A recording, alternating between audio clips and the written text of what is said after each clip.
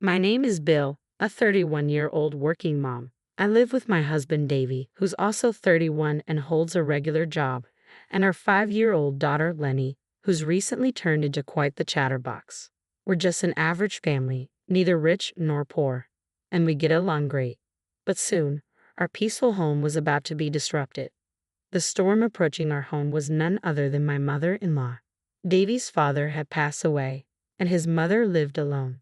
When we got married, Davey and I had decided not to live with her. It just seemed simpler that way. Davey, being her only child born later in her life, had been married to me for 5 years. His mother-in-law was now getting older, and living alone at her age could be tough and even dangerous. Davey would visit her when he could, but it seemed she was struggling. Seeing my husband trying so hard on his own, I made a decision. If Davey was doing his best, how could I not support him as his wife? So, I gathered my courage and suggested to Davey that we should all live together. He looked surprised and asked, "Are you sure?" Truthfully, I wasn't thrilled about the idea, but I felt something needed to change. Balancing housework, childcare, and my part-time job was already a challenge, and if anything happened to mother-in-law, Davey would be the one to handle it. After discussing these important matters, we began living together. On a spring day with cherry blossoms falling, mother-in-law arrived at our home with tears in her eyes. I had thought living with such a humble woman would be smooth sailing, but I was mistaken. Initially reserved, as days passed, her true colors began to show. She started to torment me. "Bill, this dish is too salty. Can you make it lighter?" When I did, she'd criticize, "Why is it so bland? Are you mocking the elderly? How rude." And that was just the beginning. "Please hand wash all my clothes. They'll get ruined in the machine. They're all expensive, you know," she demanded. When I suggested dry cleaning, she retorted, "That's wasteful. You've lived comfortably thanks to my son, so stop wasting money and start saving." Clearly, she was just trying to annoy me. And that was just the beginner's level. Intermediate level torment went like this. "Bill, are you wearing makeup? It won't help. You're too plain." She'd comment on my appearance despite spending over 2 hours on her own makeup each morning, looking like a different person without it. I respect her desire to look beautiful, but isn't her foundation a bit too pale? I think to myself. What was worse, she threw away my precious makeup set. Nonchalantly, she said, "Makeup won't help you. It's a waste of money. Live without it. I'm the most thoughtful family member. You should be grateful." This relentless torment only occurred when we were alone, always waiting for moments when my husband was away and our daughter was at kindergarten. I didn't want to speak negatively about her to my husband, since she's his mother, but I wished he would listen. After much consideration, I hinted at my frustrations, but it seemed to have little effect. "I'll talk to Mom," he said, attempting to address the situation. However, mother-in-law would cry, claiming I was making things up. At one point, he even accused me of trying to deceive him. Feeling increasingly powerless, I remembered the saying, "Seeing is believing." Deciding to secretly record my interactions with my mother-in-law, I carefully placed the camera. As I pondered this, the torment from my mother-in-law escalated to an advanced level. We had moved in with her in spring, and as summer faded into autumn, one winter day arrived.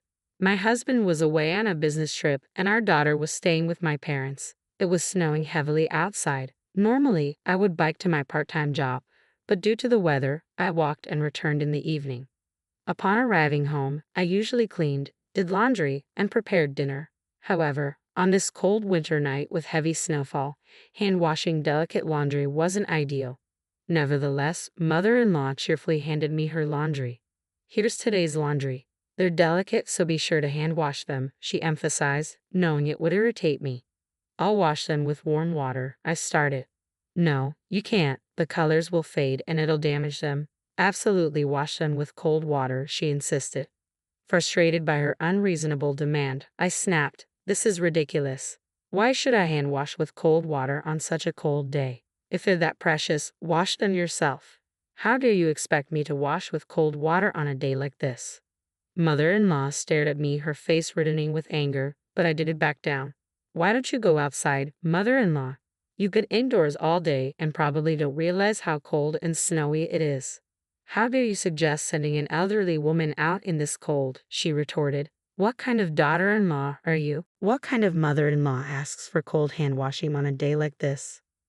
I was ready to confront her fully. I feel bad for my husband, but if we're going to live together, I can't always play the good daughter-in-law, I thought to myself, glaring back at her. Unexpectedly, mother-in-law grabbed my hand, and before I could react, she pushed me out the front door. As I stood shocked, she locked the door behind me. You're not the kind of daughter-in-law I want. Get out. This is my house. You should be the one leaving, she shouted through the door, ignoring my protests. No matter how much, I banged on the door, but there was no response. I was in a bind. I wasn't wearing a coat and didn't have my house keys. Luckily, I had my cell phone in my pocket. I tried calling the house, and I could hear the ringtone from the other side of the door, but mother-in-law didn't answer. With no other choice, I called my husband, who was supposed to return from his business trip that day, but he didn't pick up. I sent him a message. Mother-in-law locked me out. It's snowing heavily and I'm freezing. I'm heading to the nearby grocery store for shelter. Please get in touch ASAP. I started my trek to the grocery store.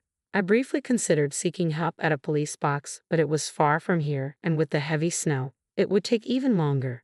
The grocery store seemed like the safest option. I hugged myself, trying to stay warm. My breath was visible in the cold, and the snow showed no signs of stopping. The accumulation was making the streets increasingly deserted. Cars, bikes, and pedestrians were nowhere to be seen. After what felt like a long journey, I finally reached the grocery store, only to find a sign saying it was closed due to heavy snow. Disheartened, I realized my only option now was the police box. I wondered how long it would take to walk there in the snow, feeling increasingly desperate. I pressed on, but I could no longer feel my fingers or toes. Checking the time on my phone, an hour had passed since I was locked out. I tried calling home again, but mother-in-law still didn't answer. As I walked through the transformed cityscape, heading for the police box, I suddenly heard a cry for help. Help! I stopped in my tracks. I was near a bridge over a river. I strained my ears and heard it again. Help me!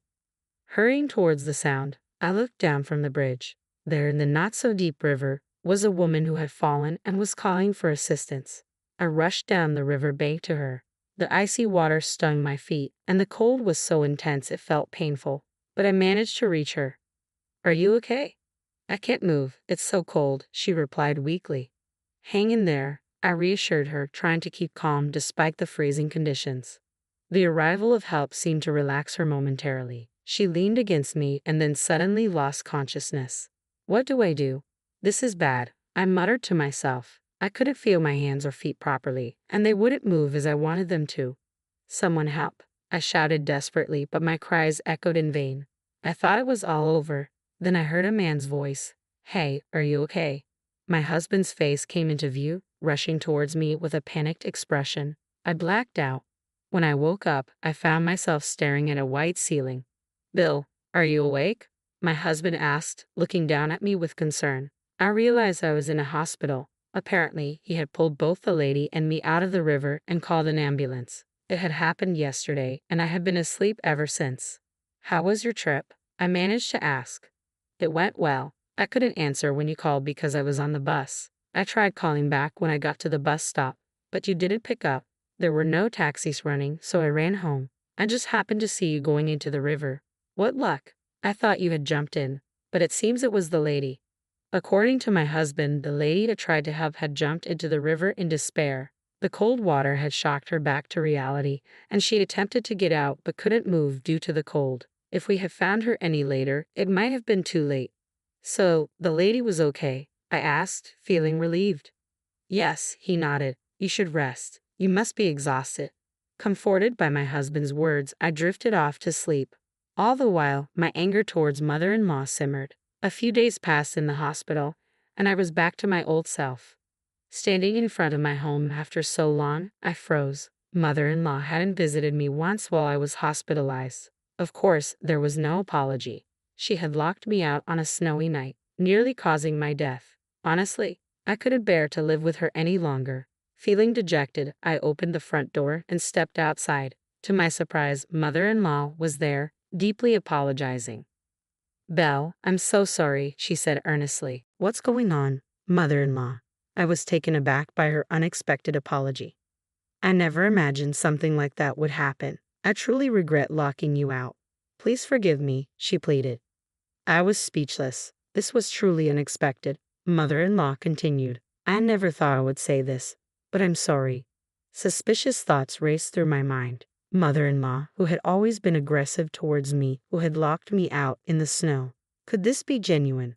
What will you do if I don't forgive you? I asked, narrowing my eyes at her. Mother-in-law's hand twitched slightly. I was freezing out there, you know. If my husband hadn't come, who knows what would have happened? Anyone would know what happens if you lock someone out in a snowstorm. If you didn't, does that mean you're not normal? I added sarcastically. Mother-in-law's face turned bright red. What did you just say?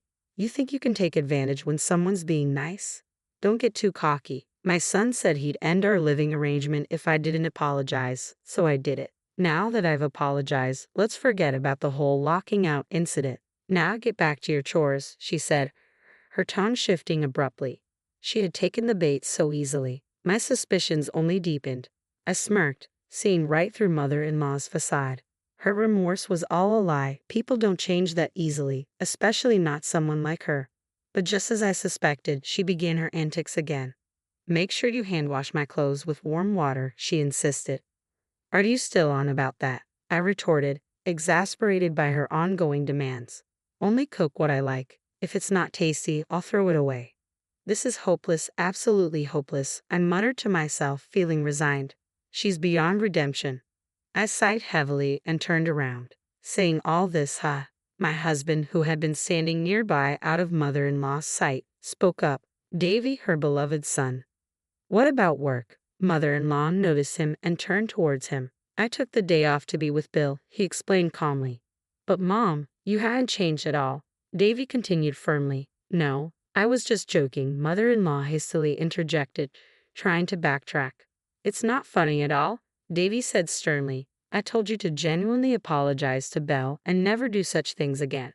But I did apologize, mother-in-law insisted defensively. You were about to revert to your mean self. That was just a joke, Davey countered. That's why it's not funny. I had warned my husband to keep his distance, but mother-in-law's reaction was as expected, if not more dramatic. She desperately tried to justify herself, but I couldn't help laughing. Belle, what's so funny? Mother-in-law asked, puzzled by my reaction. On the other hand, Mom, I'm talking now. Listen to me, Davey asserted calmly. I'm sorry. Even mother-in-law couldn't ignore her beloved son's words. Tearfully she listened as he continued his lecture. Why would you be mean to Belle when she agreed to live with us out of concern for you? I might have gone a bit overboard earlier, but I've never harassed her. I commented on the food's taste, but I just wanted her to know my preferences. I had asked for my clothes to be dry cleaned, but Belle insisted it was a waste and would hand wash them instead. Mother-in-law continued to complain, adding that Belle had thrown away her cosmetics right in front of her. She seemed intent on shifting blame away from herself.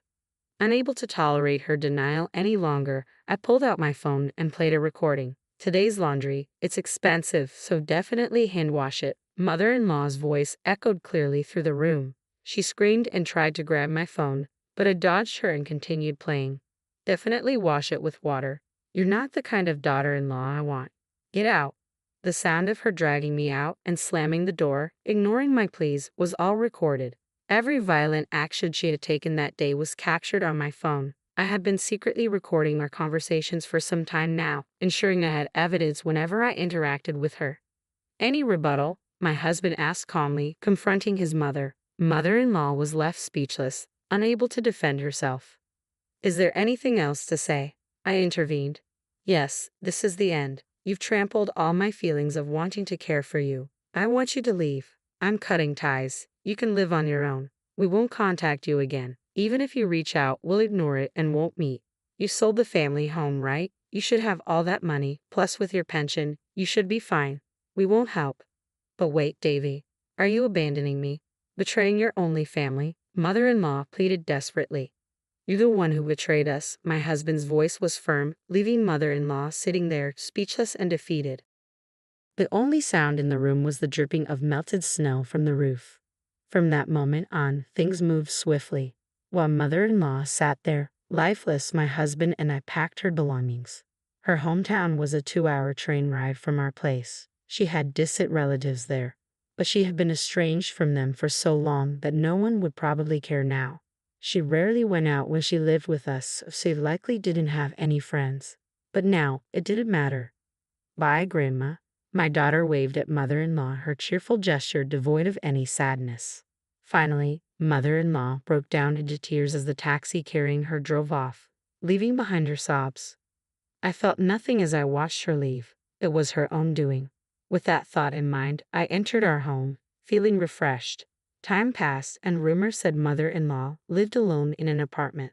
We still received calls from her, so she must be alive, but we never met or spoke to her, just as we promised. She would probably live a lonely life, having destroyed the happiness she could have had.